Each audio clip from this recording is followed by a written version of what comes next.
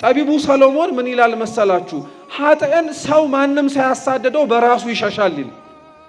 ኃጢአተኞች የሚፈሩት የሚንቀጠቀጡት የሚሸበሩት ሌላ የውጭ ጠላት ኃጢአታቸውን እያስታወሳቸው እያሸማቀቃቸው ብቻ አይደለም፣ እነሱ ራሳቸው ከህሊና ወቃሽነት ሊሸሹ ስለማይችሉ። እንግዲህ አስቡት፣ እንደ ዮሴፍ እኮ አይነት ሰዎች ስላለን እኮ ነው ሰው ሳያየን እግዚአብሔር እያየን ጥፋት እናጠፋለን። ነገር ግን እግዚአብሔርን ሳንፈራው ሰውን ተሳቀን ያጠፋነውን ጥፋት ግን ሰው ገና ለገና በደሌን አወቀብኝ፣ ኃጢአቴን ደረሰብኝ፣ የሰራውትን ከጀርባ ያጠፋውትን ጥፋት አወቀብኝ ብሎ ሰው ይሳቀቃል። ግን መጀመሪያውኑ ሰው መፍራት የነበረበት እንደሱ የመሰለውን ሰው ሳይሆን ማንን ነው?